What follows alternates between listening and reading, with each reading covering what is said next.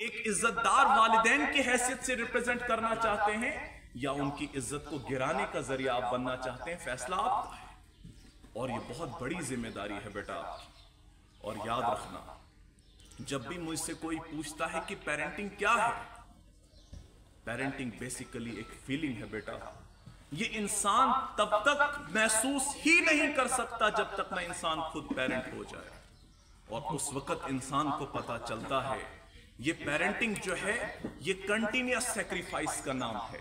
जिस वक्त आप पैदा हुए कि आपके वालिदैन की खुशी का मकाम क्या होगा, उस वक्त आपके वालिदैन ने कितनी खुशियां मनाई होंगी, उस वक्त आपके वालिदैन की आंखों में मंजर क्या होगा, और कि नाज़ो नखरों से आपको पाला, उसके बाद स्कूल पहुंचाया, उसके बाद इंतजार रहा कब आप बात करेंगे, और पहली बात क्या आप करेंगे इसका इंतजार, फिर अपना हाथ पकड़ के स्कूल में आपको पहुंचाया, और हर गुजरते दिन के साथ आपके बड़े होने का इंतजार। मुझे बताइए, जिन वालिदैन ने इतनी इन्वेस्टमेंट की, आप अपने वालिदैन की इन्वेस्टमेंट है, तो इतनी इन्वेस्टमेंट करने के बाद 20 साल के बाद या 25 साल के बाद जब उस वालिद और वालिदा को यह मालूम हो जाता है कि हजारों और लाखों पैसा खर्च करने के साथ साथ अपने एहसासात और अपने जज्बातों को कुर्बान करने के बावजूद हमें कुछ भी हासिल नहीं होगा,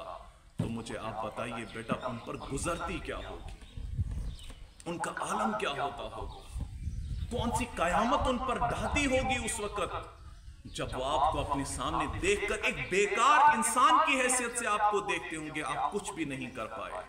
मुझे बताओ उन पर क्या गुजरती होगी। अगर आप पूरे साल मेहनत करेंगे और आपको मेहनत करके फेल किया जाए, आप पर क्या गुजरेगी? वो तो 1 साल की मेहनत होती है, यहां तो 25 या 30 साल की मेहनत करके वालिदैन को कुछ भी हासिल ना हो। हम कितने बदनसीब बच्चे हैं।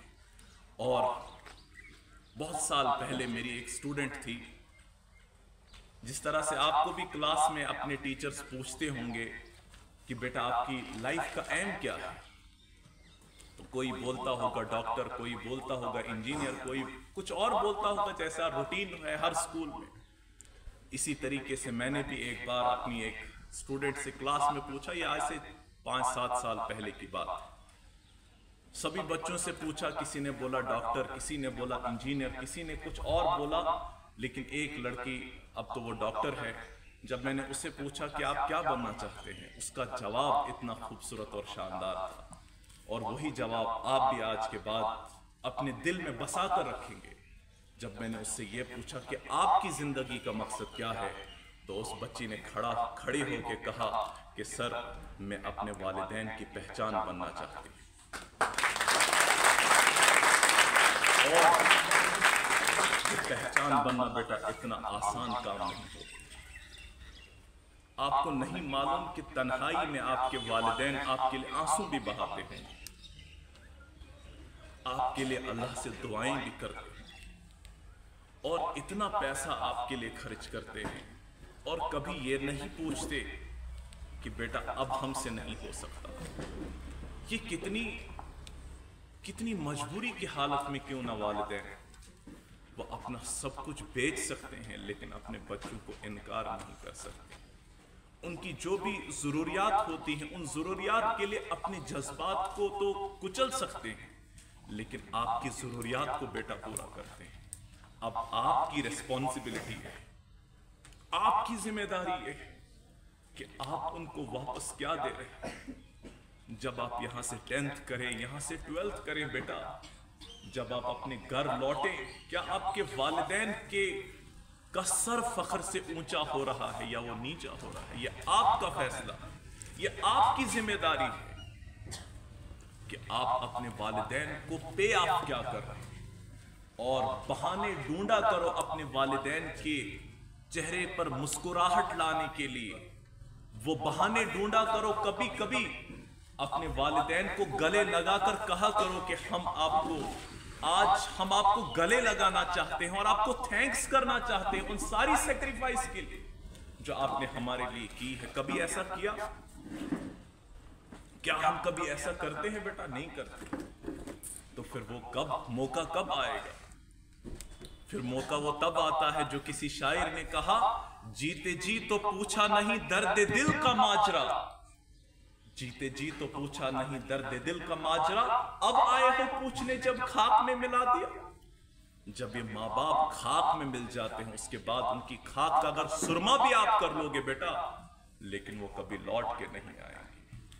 इसलिए बेटा आपसे इंतहाई मोहब्बत के साथ और बहुत उम्मीदों के साथ आपको कहूँ, अपने वालिदैन के उन जज्बातों का और उनके एहसासात का आप ख्याल रखें। उनको हर हमेशा प्राउड फील कराने के लिए कुछ ना कुछ आप करें, उसके लिए बहुत सारी चीजें और मेहनत आपकी तकदीर को बेटा बदल सकती है, ये मुमकिन है। और ट्रांसफॉर्मेशन में हमेशा कहता हूं, transformation is possible at every stage of life.